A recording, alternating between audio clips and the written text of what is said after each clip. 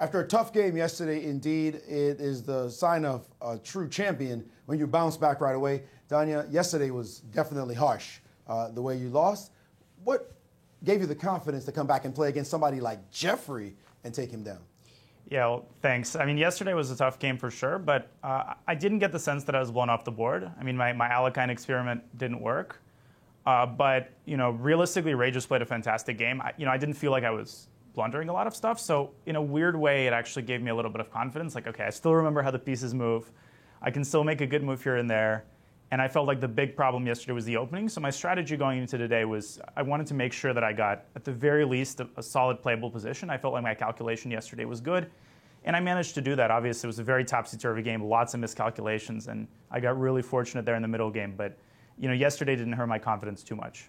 You say you got fortunate. It seemed to us that when you got the rooks on the F file and you got the knight on C4, that it just seemed as though you were pushing very much in that position. Yeah, so that's what I thought. But if you go to the moment after I took on D5 and played knight DC4, I completely forgot that he has this knight takes C5, bishop C5 idea, and he's actually one step away from mating me. So when he played knight E4, he's threatening knight G3 and rook H6, and I was terrified because I had completely missed this idea. He also has this crazy move, knight G4, queen takes G4, rook G6, and then if rook G5, I don't know if Yasser's showing the line. Okay, I can look here. Rook G5, and then H5, crazy line. I can't take because of mate, so queen G3, H4, queen G4, H3. Oh my. Yeah, and if I play queen takes H3, trying to go to H7, it doesn't do anything. Rook takes G5, queen H7. So I'm sure I have some defense there, but I wasn't seeing it. But then Jeffrey played knight E4, and I think I literally have an only defense. This rook F4, B4, knight E3 idea. I think without it, I'm just busted. Because when he plays F5, which is a really powerful move, well, I can't take on F5 because of knight G3. I can't take on passant also because of knight G3. So I had to find a way to get my knight to E3. And that's where this idea of B4 came to mind. And all of a sudden, I think Jeffrey underestimated how weak his king was, because when the position transforms, takes B4, knight E3. Originally, I thought I was slightly worse. G6. Okay, so A3, bishop B7. Originally, after knight takes D5, queen takes D5, I was just going to take twice on E4. And I thought, at best, it's equal. But then I was like, wait a second, I've got the rooks doubled on the F file. What if I preemptively play queen F3, threatening bishop takes E4 and rook F8? And all of a sudden, he can't coordinate in time.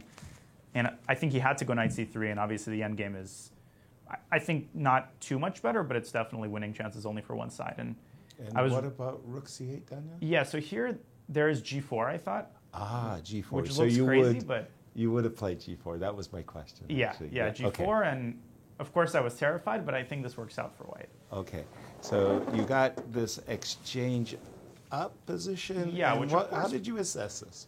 I thought that I have decent chances for it. I was very surprised at B5, because that lets me kind of get... I mean, his idea was after rook C8, king F7. I almost played rook D1, and here there's a funny line, knight E3. Oh, sorry. Let me just get my... That knight jumps all across the world. Knight E3, rook D7, knight C4. And suddenly he's threatening both knight B6 and the bishop and the pawn. So I had to be very careful how I maneuvered my rooks. But once the rooks got in there and he got into time pressure, I thought that I had good winning chances. And I felt like it was relatively smooth. I was expecting F4. Rook B7 is important. And I think at this point, Black's chances are exhausted. There was one other really, really cool line that I just want to show, if that's okay. So after bishop E1, obviously white's winning. I found this idea of getting the rook behind the pawn. Rook F3, G5, H3, rook F2, rook C4. And here, after rook A2, I was expecting him to go knight D3 with the idea A4, rook E4. And the bishop has no good squares. And here, maybe this is flawed, but I was thinking A5. And there's a couple of options. Knight takes E1, A6, bishop D4. I just go A7, and I'm winning that rook endgame because his pieces are out of place. But the cooler line is rook takes E1.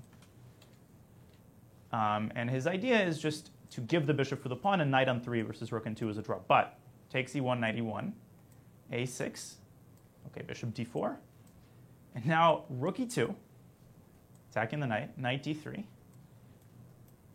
Rook D2 is a skewer, knight F2 check, and king G1, and amazingly, knight D3 check, king F1. And the last thing I'll say, if he tries, instead of knight F2, to go knight C5 and win the pawn, like knight b4, let's say knight b4. Rook takes d4, knight a6, and the most important detail of all, I go rook d5, and he can't bring his king up to the 6th because of rook d6. So I was like shaking and calculating, and I was so happy when I calculated this line. Nice. At that point, I was kind of hoping you would go for it. Anyways, I'm sure the computer will laugh at me. Some great calculation. At least your brain's Nice piece fresh. of calculation. Brain's fresh and the brain's working. You haven't played in this championship in how many years? I think it's last time was 2017, so it's been 2017. a while. So you got the wild card nod.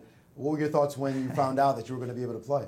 I was honored. I mean, I was totally shocked. I think I was just doing some spring cleaning, and I had to reread the email like 3 times. Wait a second, is this the U.S. Championship I'm getting invited to? Obviously, I knew I was going to play, even though my brother's bachelor party was supposed to be during this time. He very graciously moved that.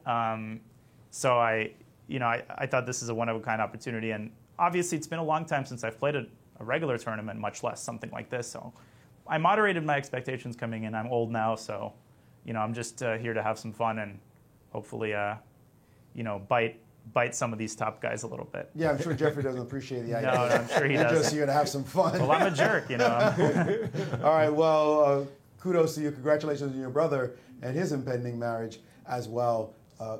Great job. See you tomorrow. Thanks, Maurice. Thanks for having me. Have some fun. Have some more fun, Danya. I will. And how about those predictions Let's by see.